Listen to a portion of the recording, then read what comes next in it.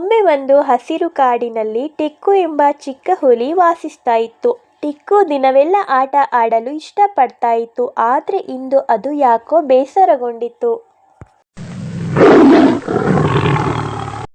ಅಯ್ಯೋ ಅಮ್ಮ, ನನ್ನ ಜೊತೆ ಯಾರೂ ಆಟ ಆಡೋಕ್ಕೆ ಬರ್ತಾ ಇಲ್ಲ. ಟಿಕ್ಕು, ನೀನು ಆಟ ಆಡುವಾಗ ತುಂಬ ಜೋರಾಗಿ ಗರ್ಜಿಸ್ತೀಯ, ಅದಕ್ಕೆ ಯಾರು ನಿನ್ನ ಜೊತೆ ಆಟ ಆಡೋಕ್ಕೆ ಬರ್ತಾ ಇಲ್ಲ.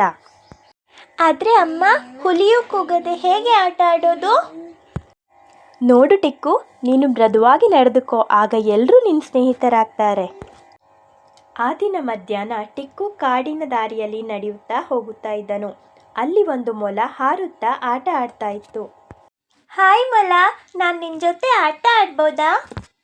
ಅಯ್ಯೋ, ನೀನು ಹುಲಿ ಅಲ್ವಾ, ನಿನ್ನ ನೋಡಿದ್ರೇ ನಂಗೆ ಭಯ ಆಗತ್ತೆ ಎಂದು ಮೊಲ ಓಡಿ ಹೋಯಿತು. ಟಿಕ್ಕು ತುಂಬ ಬೇಸರದಿಂದ ನೆಲದ ಮೇಲೆ ಕುಳಿತನು. ಅಯ್ಯೋ, ನಾನು ಮತ್ತೆ ಸ್ನೇಹಿತನನ್ನು ಕಳೆದುಕೊಂಡೆ. ಆಗ ಒಂದು ಬಣ್ಣದ ಹಕ್ಕಿ ಹಾರಿಕೊಂಡು ಬಂದು ಟಿಕ್ಕುವಿನ ಹತ್ತಿರ ಬಂದು ಕುಳಿತಿತು. ಟಿಕ್ಕು, ನಿನ್ನ ಮನಸ್ಸು ತುಂಬ ಒಳ್ಳೆಯದು, ಆದರೆ ನಿನ್ನ ಧ್ವನಿ ತುಂಬ ಜೋರಾಗಿದೆ. ನಿಧಾನವಾಗಿ ಮಾತಾಡು. ನಿಧಾನವಾಗಿ ಅಂದರೆ ಹೀಗೇನಾ? ಧನ್ಯವಾದಗಳು ಹಕ್ಕಿ, ಈಗ ನಾನು ಮತ್ತೆ ಪ್ರಯತ್ನಿಸ್ತೀನಿ. ಮಾರನೆಯ ದಿನ ಟಿಕ್ಕು ಮೊಲದ ಹತ್ತಿರಕ್ಕೆ ಹೋದನು. ಹಾಯ್ ಮೊಲ, ನಿನ್ನೆ ನಿನ್ನನ್ನು ಹೆದರಿಸಿದ್ದಕ್ಕೆ ಕ್ಷಮಿಸು. ಅಯ್ಯೋ, ಈಗ ನೀನು ಎಷ್ಟು ಮೃದು ಸ್ವರದಲ್ಲಿ ಮಾತಾಡ್ತಾ ಇದ್ದೀಯಾ, ಬಾ ಆಟ ಆಡೋಣ.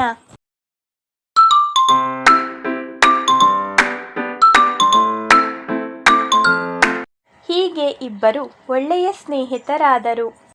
ಅಂದು ಸಂಜೆ ಎಲ್ಲ ಪ್ರಾಣಿಗಳು ಒಟ್ಟಿಗೆ ಸೇರಿ ನಗುತ್ತಾ ಸಂತೋಷದಿಂದ ಆಟ ಆಡಿದರು.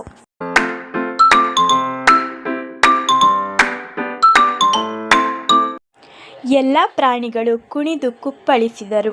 ಎಲ್ಲರೂ ಸಂತೋಷವಾಗಿದ್ದರು. ಎಲ್ಲರೂ ಗೆಳೆಯರಾದರು.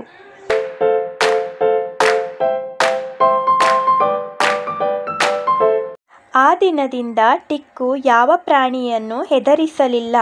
ಅವನಿಗೆ ಅರಿವಾಯಿತು, ನಿಜವಾದ ಶಕ್ತಿ ಗರ್ಜನೆಯಲ್ಲಿ ಇಲ್ಲ, ಸ್ನೇಹ ಮತ್ತು ದಯೆಯಲ್ಲಿ ಇದೆ ಎಂದು ಅವನಿಗೆ ಅರ್ಥವಾಯಿತು. ಈ ವಿಡಿಯೋ ಏನಾದರೂ ನಿಮಗೆ ಇಷ್ಟ ಆಗಿದ್ರೆ ಪ್ಲೀಸ್ ಲೈಕ್ ಮಾಡಿ, ಶೇರ್ ಮಾಡಿ, ಕಮೆಂಟ್ ಮಾಡಿ, ಹಾಗೆ ಸಬ್ಸ್ಕ್ರೈಬ್ ಮಾಡೋದನ್ನು ಮರಿಬೇಡಿ. ಸಬ್ಸ್ಕ್ರೈಬ್ ಮಾಡಿ, ಸಪೋರ್ಟ್ ಮಾಡಿ. Thank you for watching.